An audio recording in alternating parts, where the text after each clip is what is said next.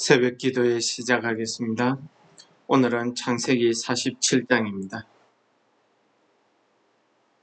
요셉이 바로에게 가서 과에 이르되 내 아버지와 내 형들과 그들의 양과 소와 모든 소유가 가나안 땅에서 와서 고센 땅에 있나이다 하고 그의 형들 중 5명을 택하여 바로에게 보이니 바로가 요셉의 형들에게 묻되 너희 생업이 무엇이냐?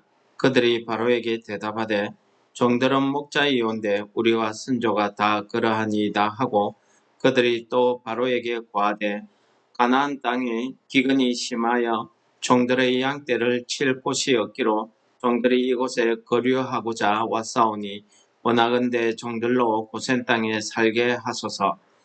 바로가 요셉에게 말하여 이르되 내 아버지와 형들이 내게 왔은즉 애굽 땅이 내 앞에 있으니 땅의 좋은 곳에 내 아버지와 내 형들이 거주하게 하되 그들이 고센 땅에 거주하고 그들 중에 능력 있는 자가 있거든 그들로 내 가축을 관리하게 하라.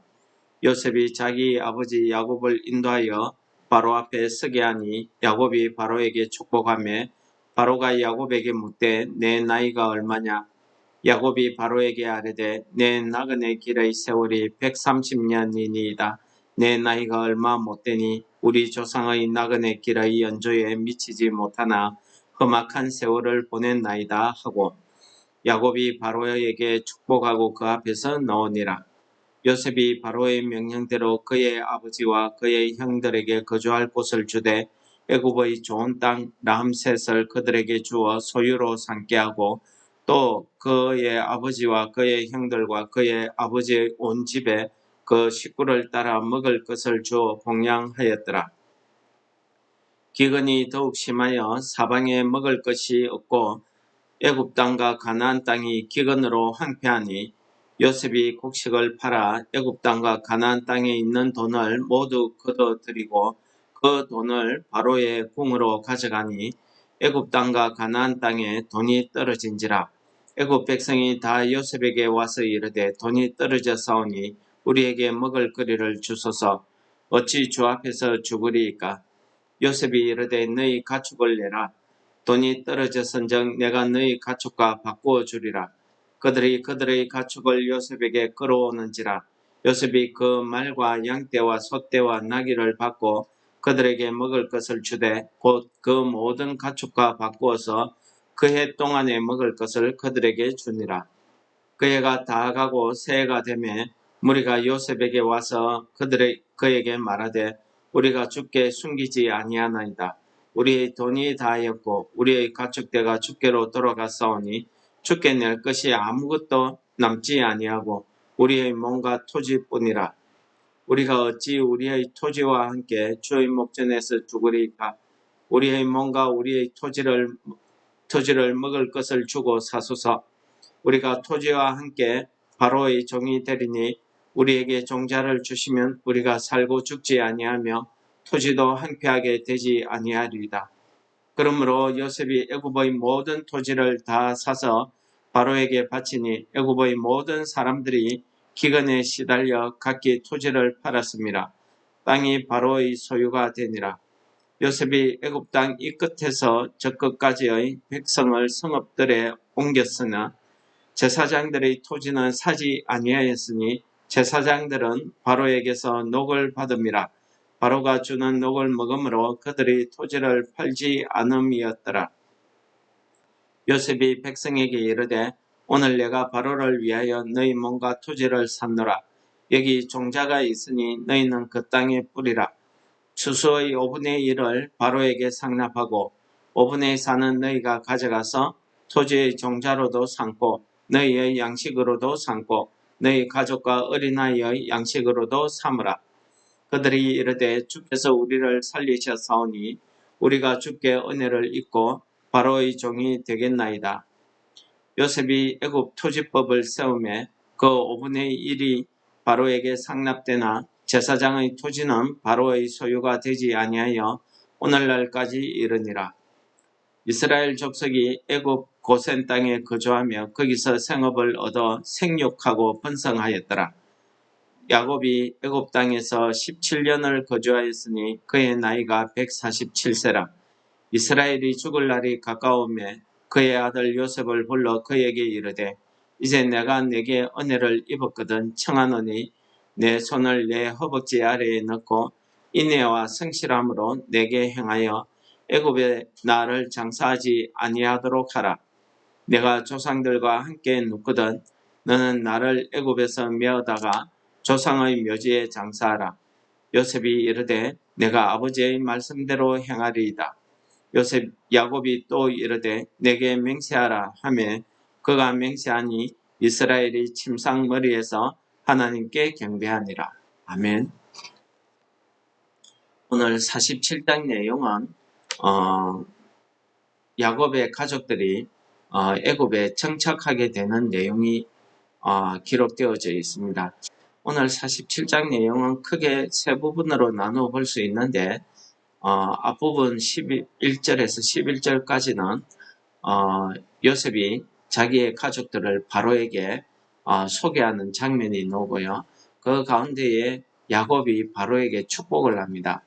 이렇게 야곱이 바로에게 축복하는 것은 하나님의 백성, 즉 하나님께서 복의 근원으로 삼으신 야곱이 그의 바로에게 하는 축복이 되겠습니다. 두 번째는 13절부터 26절까지 요셉이 기근 중에 있는 애굽 백성들과 애굽을 살리는 그런 내용인데 주로 기근 중에서 애굽 백성들로부터 돈을 받고 양식을 팔고 혹은 가축을 받고 양식을 팔고 혹은 그들의 땅을 받고 양식을 파는 이런 일을 통해서 왕권을 바로의 왕권을 강화시켜 나가는 것을 보여줍니다.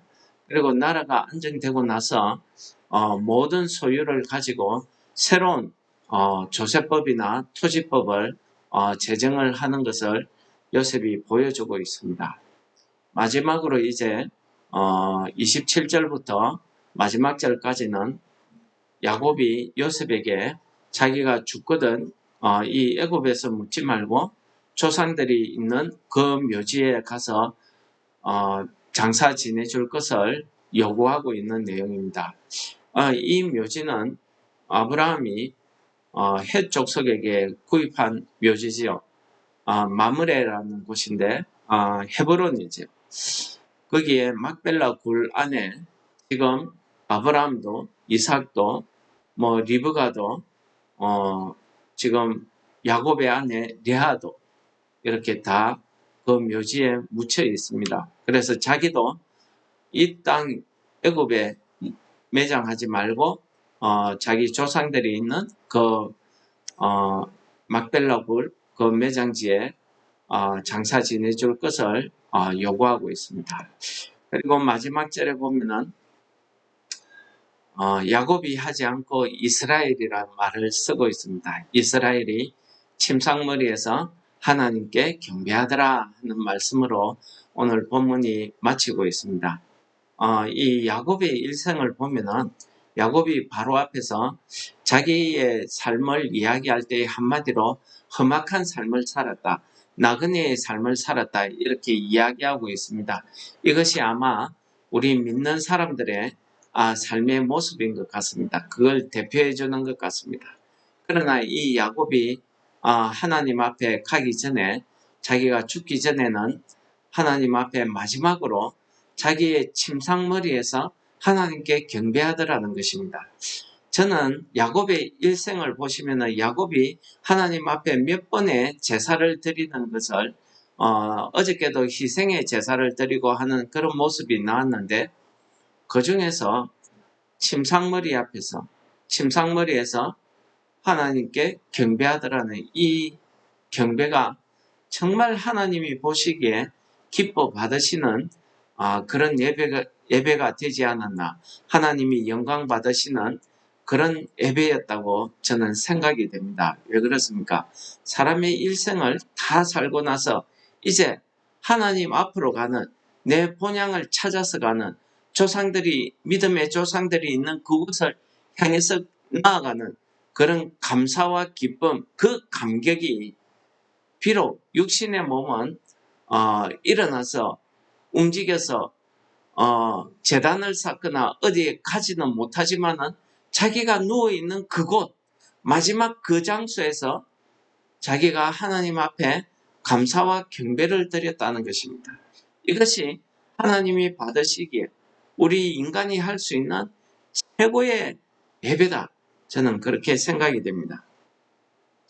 오늘 말씀의 가장 중요한 부분은 뭐냐면은 이렇게 하나님이 택하신 백성, 이렇게 하나님이 택하신 사람이 그의 삶을 통해서 이 야고보 같은 경우에는 그가 험악한 세월을 살아왔는데 그 험악한 세월을 보면은 하나님께서 이 야곱을 하나님의 사람으로 이렇게 연단해 가는 그런 모습을 우리에게 보여줬습니다.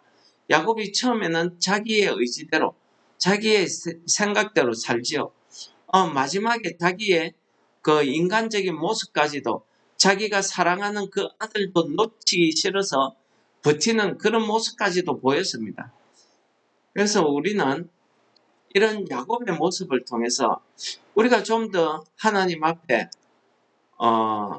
좀 더 순종하는 이런 모습의 삶을 살았다고 하면 어땠을까? 뭐 이런 생각도 한번 해봅니다. 그래서 오늘 저는 이 요셉의 삶을 한번 조명해 보고 싶습니다.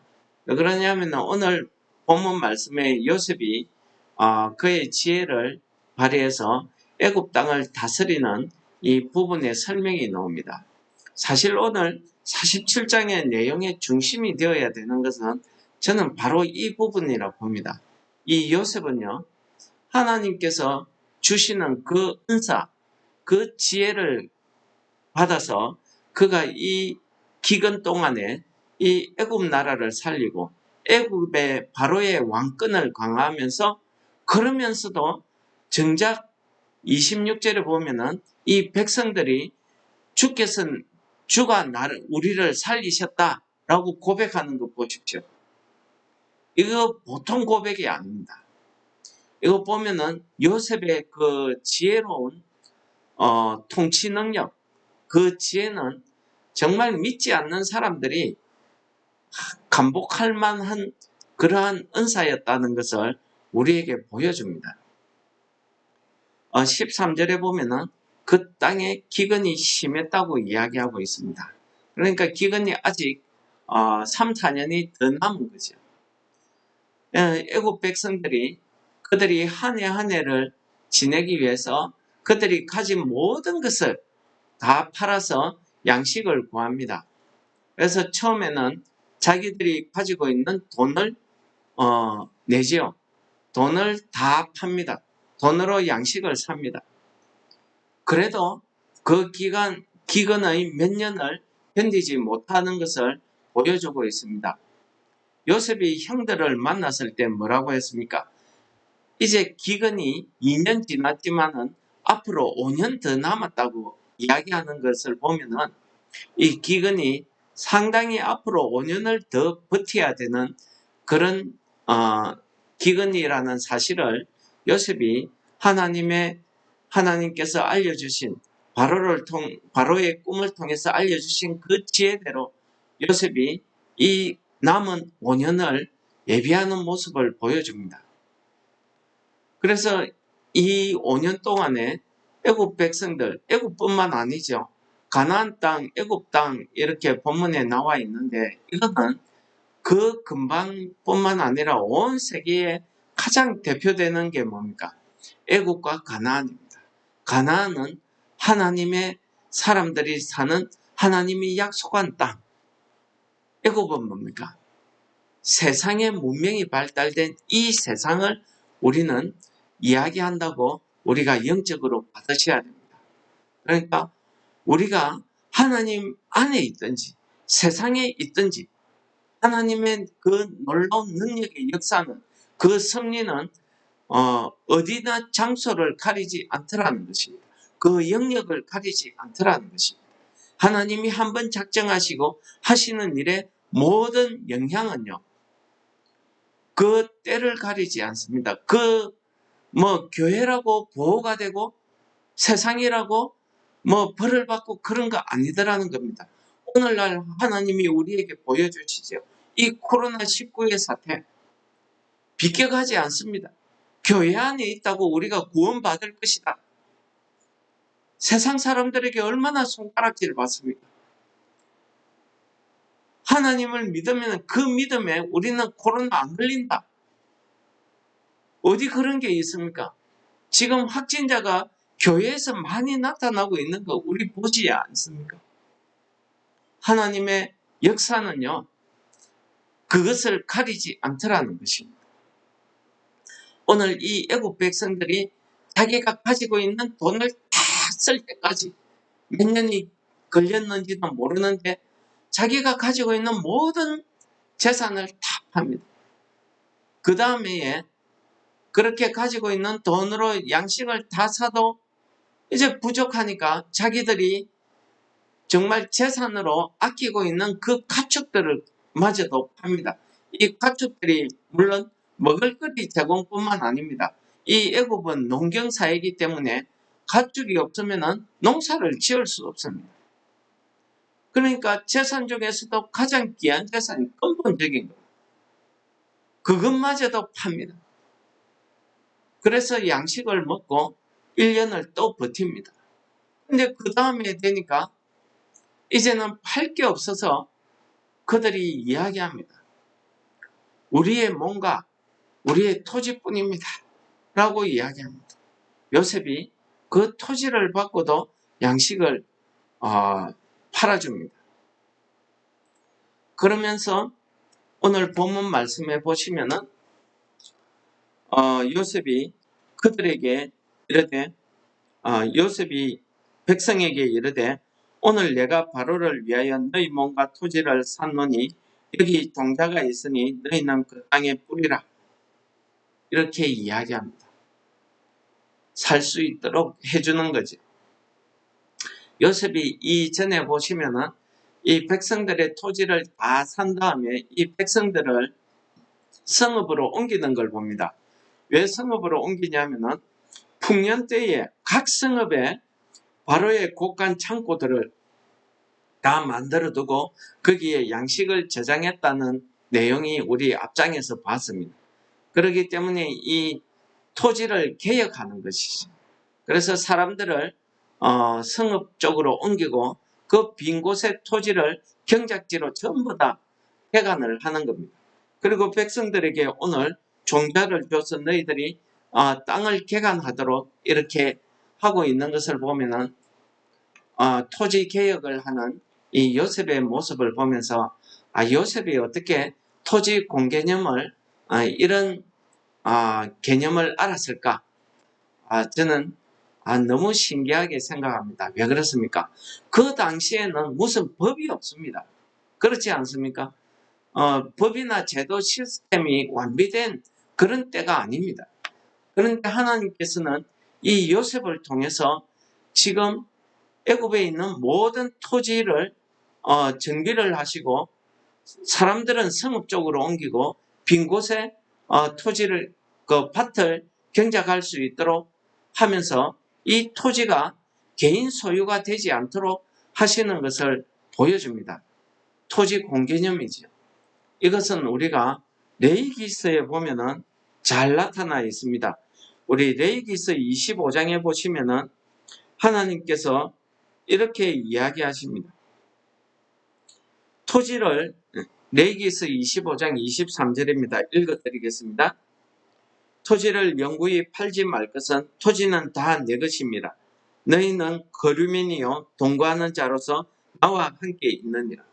여러분, 이 말씀은 하나님께서 이스라엘 백성들에게 주신 율법입니다. 토지에 대한 개념입니다. 여러분, 하나님께서 모든 토지는 내 것이라 했습니다. 그러므로 우리가 이 땅에 살아가면서 내가 땅을 소유했다고 해서 그것을 내 것으로 이렇게 생각하는 것은 하나님 앞에 잘못된 신앙이라는 것을 오늘 보여줍니다. 왜 그렇습니까? 오늘 우리가 살고 있는 이 시장 경제 개념이 있는 이 자본주의가 그렇지 않습니까? 내 것이 된다고 생각하니까 우리는 가진 사람은 더 많이 가지고 못 가지는 사람은 집 한 채도 못 가지고 죽는 사람이 있습니다. 잘방이 없어서 지하에 2평짜리 고시원 이런 데 사는 사람들이 있습니다. 가지고 있는 사람은요, 태어나자마자 2살배기가 아파트 100몇십 채를 가지는 이런 세상입니다. 이것이 어떻게 정상적인 세상이라 할 수 있습니까? 여러분, 토지는 하나님의 것입니다. 우리는 하나님께서 우리에게 맡겨주신 겁니다. 그래서 우리는 하나님 앞에 청지기적인 삶을 살아야 되는 것입니다. 이것은 내 것이 아니고 하나님이 내게 맡기신 것이라는 관리자, 청지기의 그런 개념으로 살지 않으면 우리는 이 땅에서 다른 사람들과 똑같이 살 수밖에 없습니다. 왜 그렇습니까? 가진 사람은 더 많이 가지기 때문입니다. 이것이 우리 사람이 가지고 있는 욕심입니다. 욕심이 잉태하면 죄를 낳게 됩니다. 죄가 장성하면 사망을 낳게 되는 것입니다. 여러분들, 오늘 요셉의 하나님이 주신 그 지혜의 은사를 가지고 이 토지 공개념을 적용한 토지개혁법을 시행을 하고 있더라는 것입니다. 어떻게 요셉이 이런 사실을 알았을까요? 레위기서에서 토지는 다 내 것이라는 그 하나님의 그 개념, 토지에 대한 개념, 그 뜻을 어떻게 알았을까요? 이것은 하나님이 지혜로 주시지 않으면 깨달을 수 없는 것입니다. 성령의 주시는 은사입니다.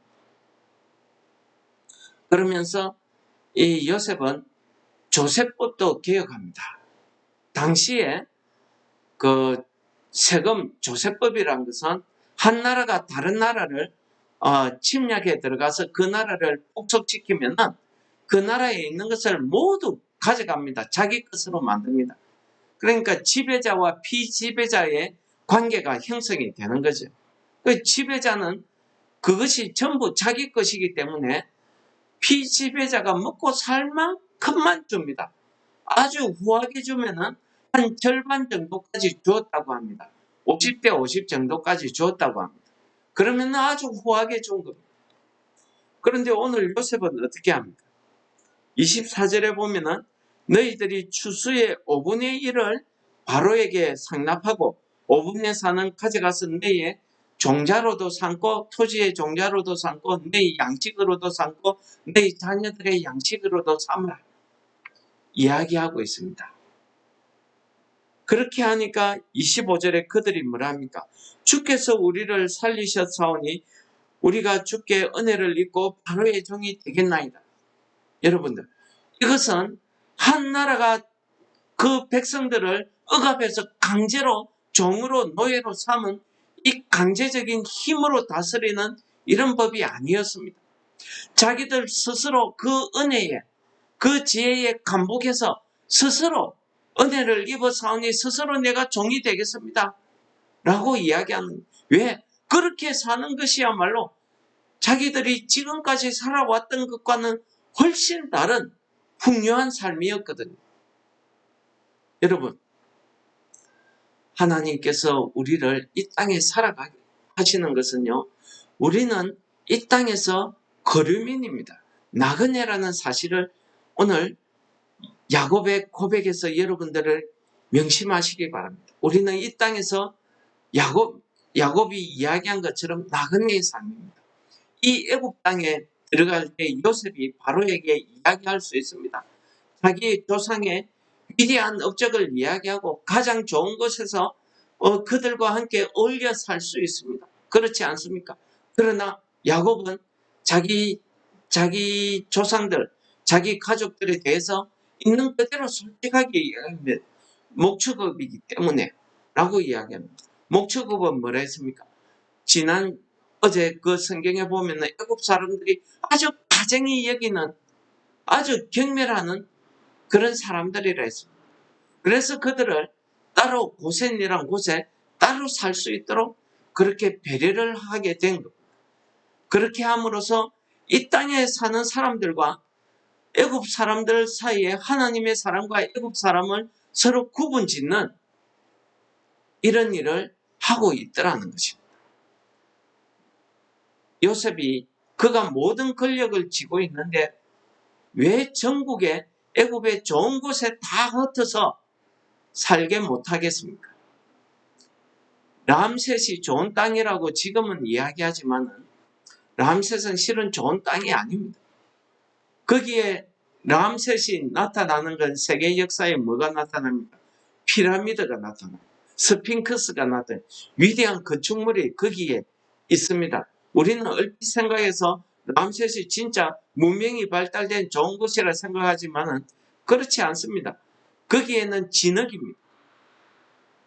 거기에서 그러한 위대한 건축물을 쌓기 위해서 얼마나 많은 사람들이 노예로 거기에서 죽어나갔는지 알 수 없습니다. 그것이 왜 좋은 곳입니까? 이 당시에 요셉에게서는 요셉 가족들이 살기에는 결코 좋은 곳이 아닙니다. 애굽 사람들이 살지 않는 곳입니다. 그곳에 고센 땅, 그곳에 하나님께서 이스라엘 백성들, 민족들을 거기에 살게 하시면서 거기에서 오늘 보십시오. 번성하게 했습니다. 창대하게 했습니다. 하나님의 역사는요, 세상 사람들이 볼 때에는 저기에서 어떻게 할 수 있는 사람의 생각으로는 이해되지 않는 그런 방법과 그런 역사 속에서 하나님의 구원의 역사가 이루어지더라는 겁니다.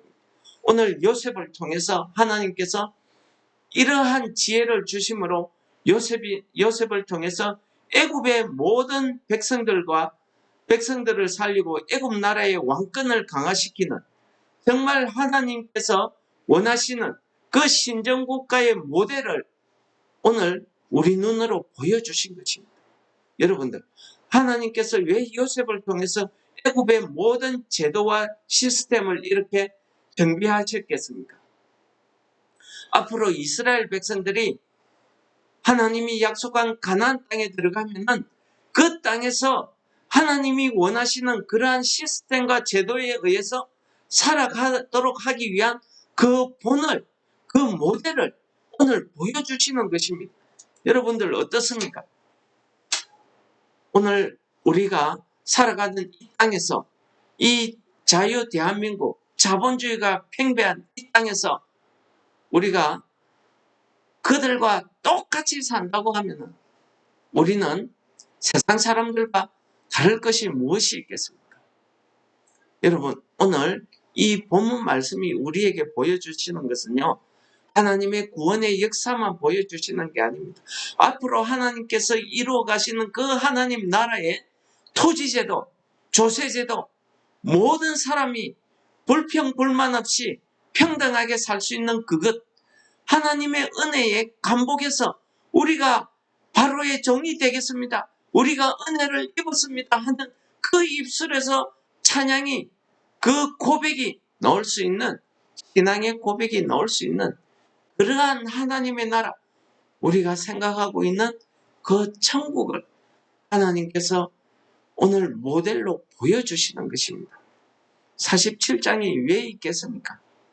사실 이 흐름에 보시면 47장의 내용, 특히 이 요셉의 이 조세제도, 토지개혁제도, 이거는요, 사실 없어도 되는 거 아니겠습니까?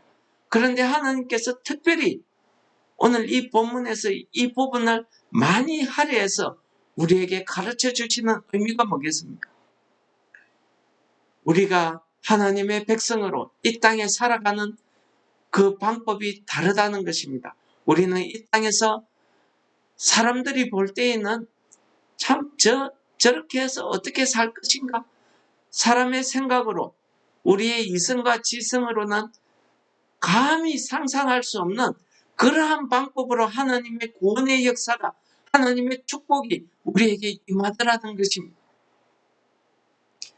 하나님의 그러한 시스템, 그 토지제도, 그 조세제도, 하나님의 그 시스템과 제도 안에 살면은 오늘 애국 백성들이 고백하지요.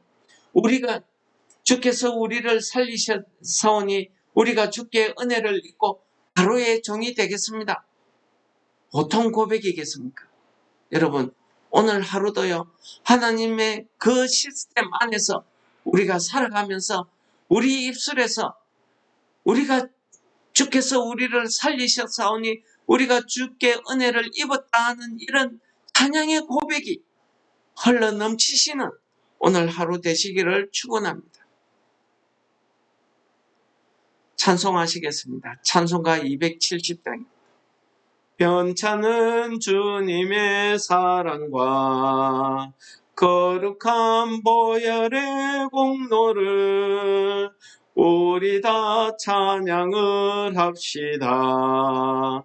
주님을 만나볼 때까지 예수는 우리를 깨끗게 하시는 주시니 그의 피 우리를 눈보다 더이게 하셨네. 우리를 깨끗게 한 피는 무궁한 생명의 물일세. 생명의 구원을 받은 자 하나님 찬양을 합시다. 예수는 우리를 깨끗게 하시는 주시니 그의 피 우리를 눈보다 더이게 하셨네. 주님의 거룩한 보혈을 날마다 입으로 간증해 담대히 싸우며 나가세.